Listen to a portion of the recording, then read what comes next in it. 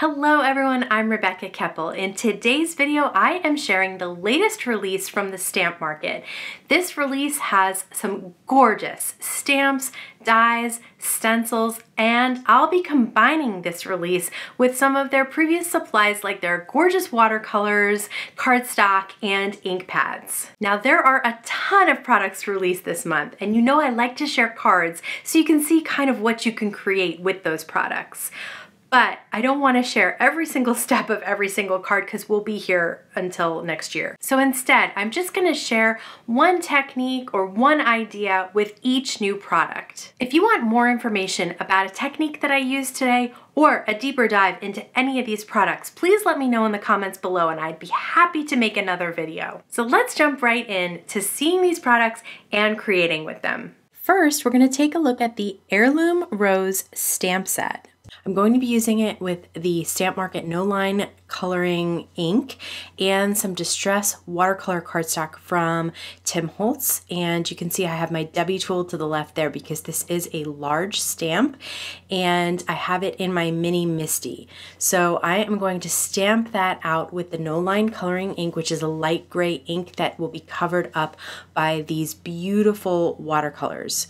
So these are little pans. The colors are gorgeous, but they're also nice and opaque, so you don't need a lot, which is why the pans are so tiny. You're not going to use a lot in each application. So I am taking a darker color and outlining the entire rose, and then I'm going towards the base of the petals and starting some color, some darker color there and pushing it out towards about the middle of the petal, and then I'm going to come in with a different color for the edge of the petal. So that two-tone gives you a little bit of depth and dimension. And I am using a water brush from the Stamp Market, which I really like because then you can just wipe off the tip, but you've got water in the brush to be able to activate the pans and even to add a little bit of water to the tip of the brush. Now I'm going to go in and do the center and do just dots of 3 different colors, an orange, a yellow, and another kind of reddish pink, and then I did the leaves. So for the leaves, I started with the darker color, I outlined them, and I outlined the veins. So you can see that all of these colors really covered up the No Line ink that I used. I'm going to use the coordinating die with some purple tape and run it through my die cut machine so that I can cut out this image, and then I'm going to use a sentiment from the stamp set. I'm going to put it on some white cardstock and heat emboss it with some gold embossing powder, and it's such a pretty sentiment. I love the font and just how the letters look together, and it says always here for you. So I cut down that panel to 4 by 5.5 and matted it on some Stamp Market cardstock, and then I'm going to add some of their enamel dots as well.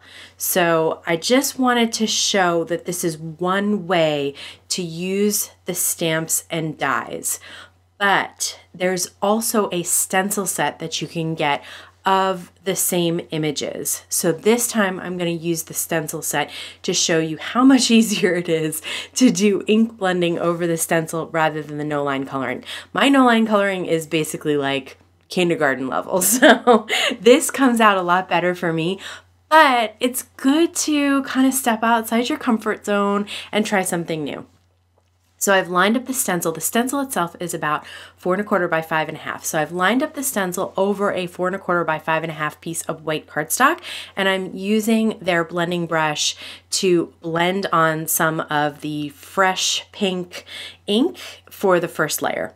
And then it's very easy to line up the second layer. It's going to go basically in the same spot. I just use a little piece of purple tape to make a hinge at the top so that I can just hold it in place, but it's not getting stuck down with the pixie spray this time because I am quickly moving on to the next layer. This time I'm using raspberry ink. They have a really nice assortment of pinks, and that is kind of a highlight for me. I really like pinks. So now I am just figuring out how to line up the leaves. And you can see there's a little stem that connects the large flower to the second flower in this image. And then there's leaves all around, and those leaves easily line up to the shape of the flower.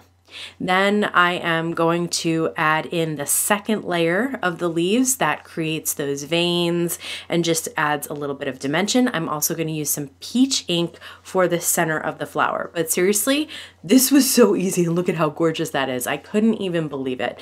So I'm going to do the same type of thing. I'm going to this time stamp in black ink. Another sentiment from the stamp set. They have 3, I think, on this stamp set. Just really pretty. And I cut a couple of really thin strips. I had a scrap of some of their diamond glitter cardstock, so I just put those at the top, and then some enamel dots all around the side. The next stamp set I want to share is the Wild Stem stamp set. It has this beautiful pointelle details on the stems, just makes it very elegant. I'm using sea glass ink to stamp out one of the stems on some white cardstock, and I am going to use the black ink to stamp the sentiment at the top. Now I'm using the Mom layering die and the Best Mom Ever stamp set, and this layering die is so pretty because it's got these beautiful flourishes on the M. So I'm just using a little Ultra Bond liquid adhesive to adhere the top layer to the shadow layer. And I love how there's just a very tiny outline, not a huge outline between the top layer and the shadow layer. It just gives it a very elegant look. So I love the way that that mom turns out. It's 2 different colors of cardstock from the stamp market. So I'm just gonna layer everything on top of each other, use some foam tape to pop up the mom, and then some clear enamel dots to accent. This is the diamond glitter paper from the stamp market, and it does not shed. You'll remember I just recently did a whole video about glitter. I'll share that here. Glitter that doesn't shed and die cuts beautifully. So you can see that I die cut the shadow layer of the I Miss You layering die, and I die cut the top layer out of cobalt cardstock. This is the Blooms and Buds stamp set. There are several layers for each of the flowers and the stems. They're very easy to line up. You know that I only like layering stamps that are easy to line up, and these are very simple. They're also delicate and pretty. I just love the images here. So I used a lighter pink for the bottom layer, a darker pink for the top layer, and then the cherry for the center of the flower. Then I'm using some cactus for the leaves, and there is a secondary stamp there. See how easy that was to line up? It's just the shape of the leaf. So I am going to layer some lighter blue on top of the cobalt for the background, and then just pop up the I Miss You, and then have the little flower coming out of the sentiment. Super simple, clean, and just really pretty between the font and the imagery. I did want to share that I was trying out the Stick and Store stamp storage from the stamp market. You peel off that back protective clear sheet from the stamp set, and then the stamps just stick right onto the card and they don't fall off. So once you have them on the card, you can place them in the pocket. The tab that sticks out is a write-on erase type of material so that you can change the tab anytime you want, and you can put your dies in the back. I really like how the stamps stay stuck on the card. So I don't know that I'll be able to change over all my small stamps and dies, but I'll definitely be doing this for my large stamps and dies going forward. Now let's take a look at the Best Mom Ever stamp set a little bit more closely, and you can see that there is a stamp here that says you are simply the best. So really this stamp set is pretty versatile. I'm going to do one of those multicolor stamping techniques using ink cubes. This is my favorite way to do multicolor stamping, is to get those little ink cubes in there and do either a gradient of colors, or I'm going to do rainbow here because I love rainbows. So I just go in with the edge of the cube and just ink up part of the stamp, and then if you use the Misty or some other stamp positioner, you can just see what you've covered up and what you haven't, and then go back in and restamp or add some color. I'm going to use the Ever in black, and then I'm going to pop this up on the diamond glitter cardstock. And you can use foam squares for this because the Thermoweb Gina K Designs foam squares are very sticky, so they will stick to the glitter cardstock. And I used one of the Bloom and Buds layering stamps to create this tiny little flower that I'm just gonna die cut and place at the top of the card. I just felt like it needed something up there. Again, simple, clean, beautiful fonts, and I just love creating cards like that. The next stamp set I want to use is the Stopping By to Say. I love this stamp set because it has such a unique font. I don't think I've seen anything quite like this. It's fun and whimsical and modern and fresh. So I'm going to use the Happy Birthday and I'm going to stamp it over and over again in different colors. So I'm using my original Misty here so that I can slide the cardstock up by 3 squares and then clean off the stamp and then re-stamp it. So I'm using, again, a gradient of colors. It does end up to sort of be a rainbow, but it's mostly the pinks and oranges, which I think are such pretty, almost summery combination of colors.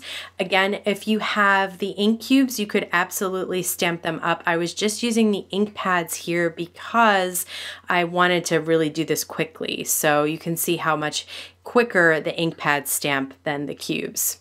Okay, so I die cut the Happy Birthday out of navy cardstock and I decided to cut the stamp here. Don't panic, I don't cut the actual font there, I just cut the space in between. That allows me to line up just the happy, and I'm going to use some embossing ink on top of there and then use some silver embossing powder. So it ends up with the stamp and the die together, creating that little nice outline of the blue.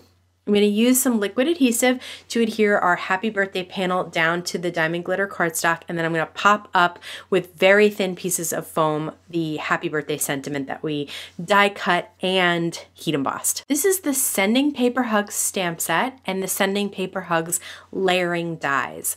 I am going to use the layering dies for this card, but I absolutely love the stamp set as well. It's got some hugs enclosed stamps and another little heart that's very cute as well. So I die cut the shadow layer out of diamond glitter cardstock, and then I have 4 strips of cardstock that I love this color combination. I absolutely adore it. I put a piece of iCraft Easy Cut adhesive behind the teal color so that I could cut out the thin top layer of the Sending Paper Hugs, and it will have the adhesive on the back. So that's a thin adhesive sheet that you put on the back of the cardstock and then die cut it out, because you can see how tiny this little sending is. And then the other pieces are easier. You could definitely use liquid adhesive for that, but I like that thin double-sided adhesive. All you have to do then is peel off the back protective layer and you're exposing the adhesive that we had adhered to the back of the cardstock and then die cut out. And look at how cute that is. I absolutely love that. So now I'm just going to layer up these 4 pieces. I had some scraps from other things that I had die cut, and so now I'm gonna just trim off anything that was hanging off the side and then just clean up the edges, because I want it to be 4 by 5 1/4 rather than A2, so that I can layer it over some white cardstock and then pop up our sentiment on the center. Again, just a really clean and vibrant and fun card. I'm going to go back to the Wild Stems stamp set for a second, but this time I'm also going to use the coordinating dies.